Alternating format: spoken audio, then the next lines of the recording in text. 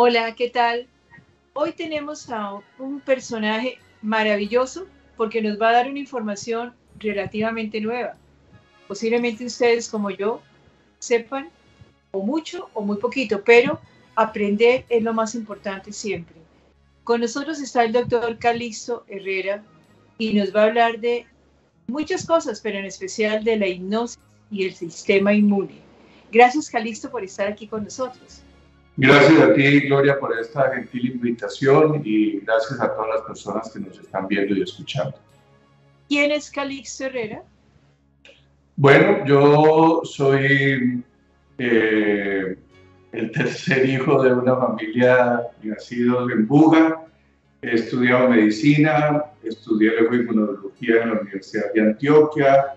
He hecho pues muchas otras cosas y últimamente en los últimos 7 años me he dedicado a estudiar psico, neuro, inmunoendocrinología y dentro de ello estudiamos hipnosis clínica para poder utilizar esta como una herramienta terapéutica al conocer que la mayoría de nuestras enfermedades son simplemente metáforas, proyecciones que hacen el ego, el inconsciente, que altera el sistema psico, neuro, inmuno, endocrino.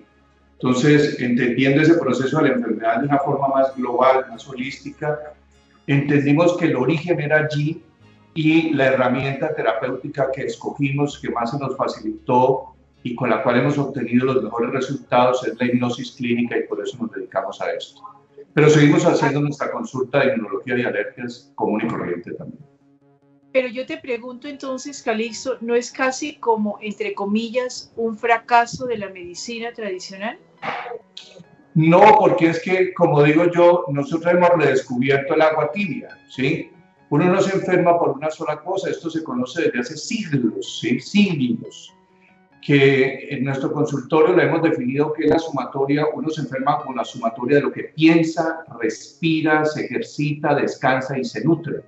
La relación de estas 5 cosas entre sí, con el medio ambiente en el que vives, el fondo genético inmunológico que traes de tu familia y la línea de vida desde el útero de tu madre, oye bien, desde el útero hasta el momento en que el paciente llega a tu consulta, la sumatoria de todos esos procesos y eventos es lo que uno ve en ese momento en ese paciente, o sea, ese es el eco de todo ese proceso. Entonces no es el fracaso, sino la evolución de 30 años de estudio para llegar a este corolario y encontrar pues que ya no miramos la enfermedad solamente como el síntoma, o sea, la hoja, sino que miramos la ramita, el tronco del árbol, el árbol en sí, sus raíces, y estamos comenzando a ver el bosque que hoy en día se manifiesta cuando ese paciente te llega con una queja a tu consulta.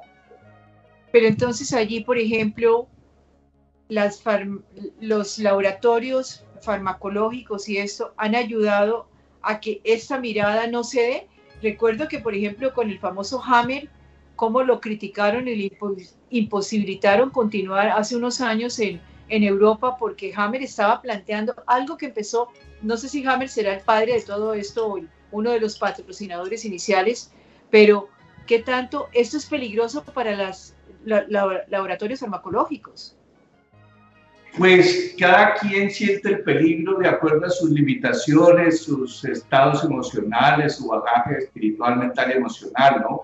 Desde el punto de vista mío, pues no tiene ningún peligro, porque es que aún así tenemos, por más que tú hagas hipnosis, tenemos que seguir utilizando drogas farmacológicas muchas veces y continuar. O sea, lo uno no quita lo otro, todo lo contrario, es complementario, porque nadie tiene la verdad revelada, ni el doctor Hammer, ni Calixto Herrera, ni Paracelso, ni todos nuestros antepasados. Entonces, digamos que es aunar herramientas para, en últimas, obtener el beneficio del paciente, que es lo que realmente importa, ¿sí? Entonces, en ese orden de ideas, todo se suma y todo aporta para el beneficio de nuestros pacientes. Lo manejas como una evolución, nunca como, no es una competencia, ni es un ataque, ni es aunar esfuerzos para llegar al fin. Tal cual. ¿Qué es psiconeuro? Sígueme la palabra. Inmunoendocrinología. Sí. Digamos que es una rama de la ciencia relativamente nueva, pero pues esto se remota a nuestros antepasados desde las cavernas, los chamanes y de ahí para adelante, ¿sí? Entonces, es buscar la interrelación entre la psique, la mente y las repercusiones que tiene ese estado mental, emocional o espiritual del ser, la repercusión que eso tiene en toda una red que llamamos neuroinmunoendocrina, o sea, de su mente, cómo altera su sistema nervioso, cómo esto genera una respuesta bioquímica, energética también, que afecta todo el resto de nuestros órganos, ¿sí? En particular el sistema inmune y todos los órganos endocrinos, ¿sí? Entonces, un pensamiento es capaz de modificar un gen, porque hay toda una cascada química de ahí para abajo que es capaz de llegar hasta la célula e interferir con la transcripción, el proceso de que se exprese una proteína o se pare de expresar o se multiplique, en fin. O sea, encontrar esa relación fina, o sea, aquí no hay magia, aquí no, la magia muchas veces es cuando se desconocen los mecanismos científicos, fisiológicos, inmunológicos, etcétera, por los cuales se producen cambios. La psiconeuroinmunoendocrinología es tan antigua como la humanidad misma. Pongo un ejemplo, todos somos psiconeuroinmunoendocrinos. ¿A quién no le ha dado un dolor de cabeza cuando está muy tenso? ¿A quién no le dio diarrea en un examen o antes de un examen final? ¿Quién no ha sentido vacío en el estómago cuando siente miedo? O sea, todos nuestros pensamientos generan emociones y nos vinculan con sentimientos que desencadenan respuestas neurofisiológicas, ¿sí? Y que alteran el comportamiento de todos nuestros órganos. Me explico. Si usted tiene susto ante un evento, inmediatamente se dispara, se produce adrenalina, la adrenalina hace que haya vasoconstricción de los vasos periféricos, se acelera el ritmo cardíaco, la respiración, nos dispone para huir, atacar o quedarnos paralizados del susto. Y hay otros mecanismos compensatorios para bajar eso, entecer la respiración, el ritmo cardíaco. Entonces hay toda una neurofisiología, un comportamiento de nuestro cerebro, nuestro sistema inmune, nuestros órganos endocrinos, y esto es lo que se altera bajo esos estados que comprometen la esfera espiritual, mental y emocional del individuo.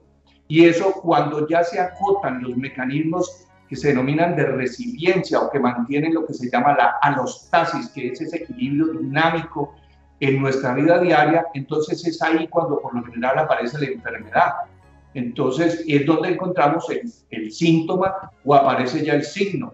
El signo puede ser el tumor, el cáncer o la rinitis, el asma o los síntomas, la tos, la flema, en fin, todo ya se hace florido y se expresa en nuestro cuerpo.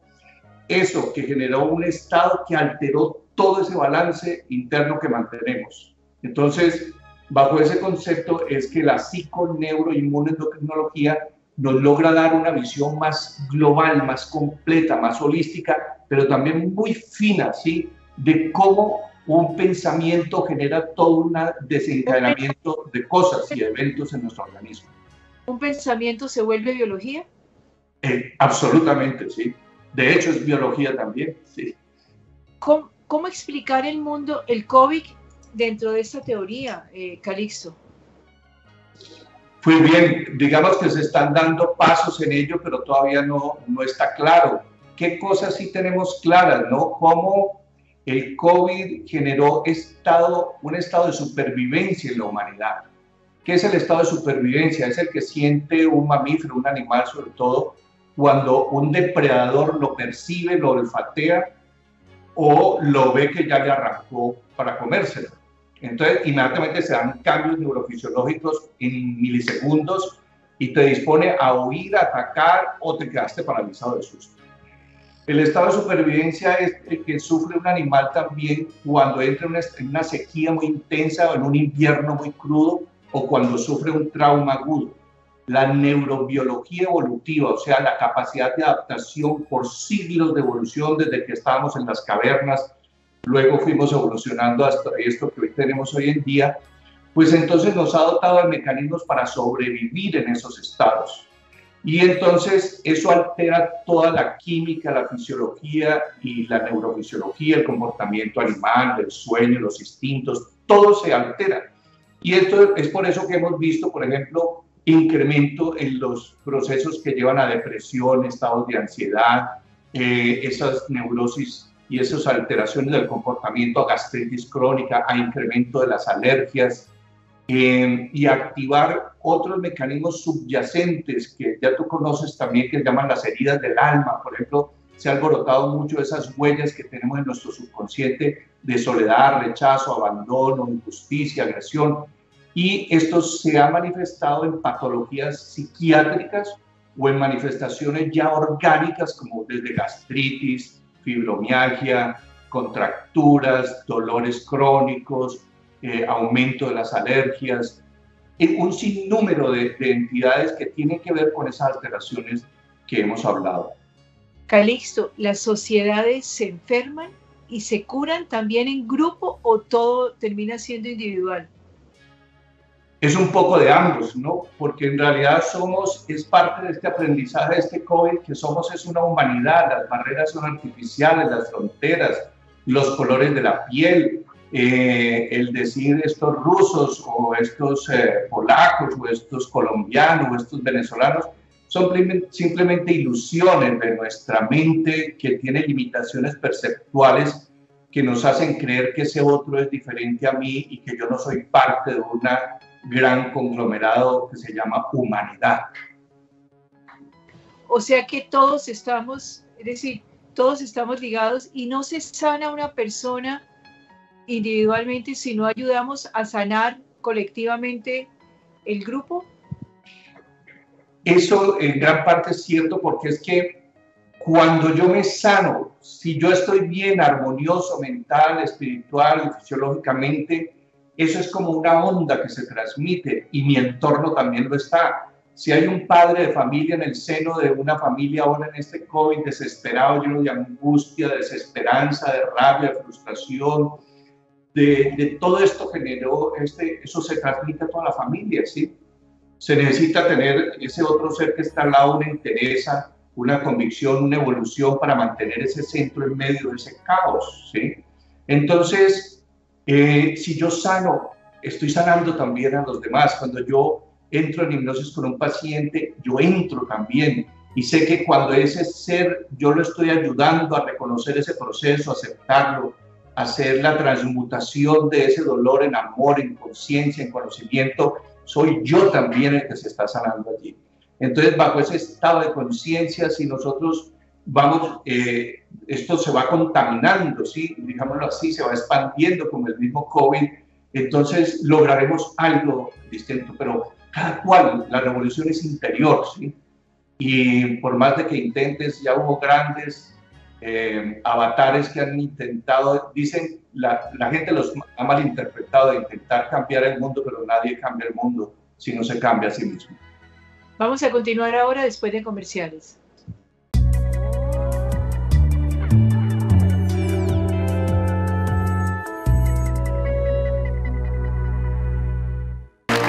En una emotiva ceremonia, la alcaldía de Cali le otorgó la medalla al mérito cívico Santiago de Cali en su máxima categoría a Cloromiro Largacha Murillo, el hombre valiente que saltó a las aguas del río Cauca para salvar la vida de un niño de 6 años de edad. La importancia de resaltar que valores como la solidaridad y cuidar la vida deben ser los valores a promocionar en el territorio. El mensaje que lo que uno tenga que dar algo bueno de uno, que no espere nada a cambio.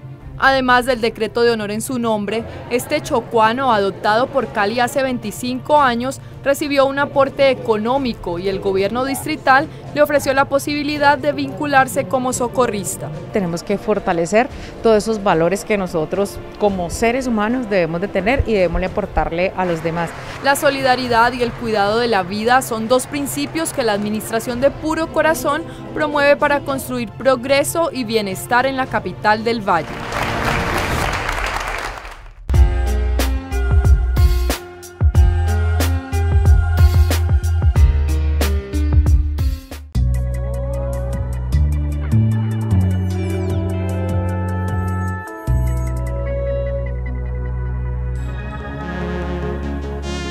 Calixto, Eso se podría llamar, me imagino, como un campo mórfico de resonancia donde todos entramos en la misma onda.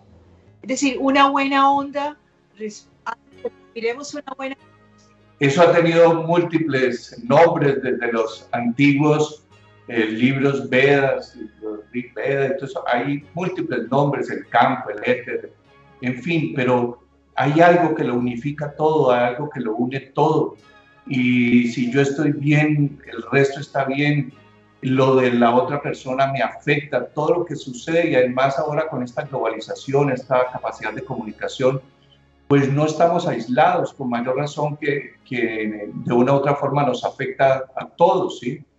Tanto física como mental, emocional, espiritual y energéticamente, todo está interrelacionado, ¿sí? Un gran poeta decía, por una oculta ley del universo, todas las cosas cercanas o lejanas están íntimamente ligadas entre sí, de modo que no podéis cortar el tallo de una margarita sin perturbar las estrellas. Ahora, uno podría decir, entonces, si el pensamiento es tan fuerte, si esto es energía, creo que alguna vez escuché la historia de que en algún pueblo de Estados Unidos un grupo de personas se pusieron a pensar de una manera y lograron cambiar como el transcurso de unas situaciones de conflicto que había. Si el mundo entero pensara en algo como en Ucrania y Rusia, ¿lograríamos cambiar el pensamiento? ¿Es así de fuerte? Pues de hecho eso se ha logrado comprobar con experimentos poblacionales y con grupos de meditadores. Por ejemplo, uno muy famoso en Nueva York. Se reunieron 1000 meditadores y durante una semana estuvieron haciendo una proyección de paz, de armonía, y la reducción de asesinatos y delitos fue del 28%, y eso está documentado en la policía. El jefe de policía de Washington decía que esto solamente se podía ver cuando había una nevada de esas tremendas que la gente se quedaba en casa. Entonces, ¿cómo podemos explicar que 1000 personas se reúnen a meditar y logran que estadísticamente en ese lapso de tiempo, medido y comparado contra los anteriores y los años, produzca un efecto, una tasa de reducción del 28%? Y esto se ha hecho hasta en Colombia, se hizo también, en Bogotá, tengo entendido. Entonces, es algo que está por explorarse, ¿sí? Porque nuestro desconocimiento, el hecho de que no tengamos conocimiento de que hay una fuerza, que hay un campo que lo engloba todo y que no lo comprendamos, no quiere decir que no exista. Entre tú y yo, aparentemente, pues ni sabemos qué hay, pero hoy nos está uniendo estas imágenes electromagnéticas del espectro, etcétera, pero hay una unión muy superior a la que nosotros podemos medir y detectar con los instrumentos limitados que todavía tenemos. Algún día estoy seguro que llegaremos a eso, pero hay algo más, hay algo mucho más profundo. Vamos a hablar de hipnosis, que es lo que me interesa, pero ¿cómo ves lo de Ucrania desde el punto de vista de médico, de una persona con un concepto de espiritualidad? ¿Qué nos está enseñando ese conflicto? ¿Seremos mejores seres humanos? Acabamos de pasar la pandemia y ahora Ucrania. ¿Qué pasa con la humanidad, Calixto? Pues mira, esto es lo que te hablaba ahora, es el estado de supervivencia. Cuando tú analizas a Putin, ¿sí? Entonces es un ex miembro de la KGB que le tocó vivir los horrores y las cosas en carne propia de lo que fue la Guerra Fría. Él sigue con ese miedo subyacente en su mente subconsciente. Y si tú analizas el otro bando, la OTAN, todavía persiste el miedo, ¿sí? Entonces la sumatoria de todos estos miedos explota en eso, ¿sí? Entonces el miedo es la ausencia de conocimiento y la falta de fe y esperanza.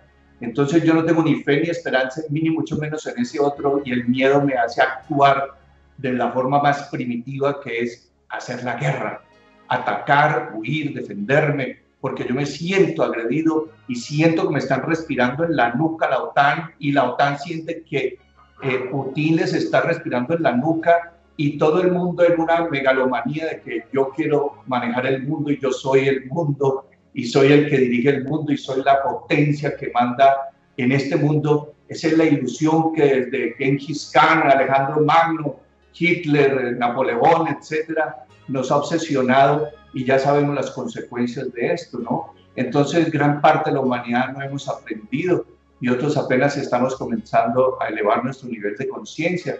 Entonces, muchas veces por la mañana cuando oigo esas noticias desastrosas, lo único que puedo hacer es enviar un abrazo amoroso y lleno de luz a todos esos seres en Ucrania, pero al que más necesita luz son los líderes mundiales.